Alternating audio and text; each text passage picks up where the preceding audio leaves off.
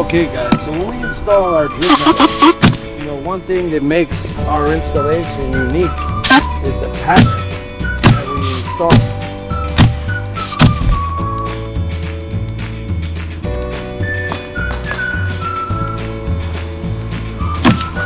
And as you can imagine, this being the one thing when we have a big windstorm that actually prevents the underlayments from coming up, the nailing pattern is very important metal, but what it's going to prevent is the uplift of the underlayment to be able to get up. So the metal and the nailing pattern in the metal actually terminates the underlayment. If you could imagine, if the metal was not nailed properly and the wind was able to take the metal off, the underlayment can come right up.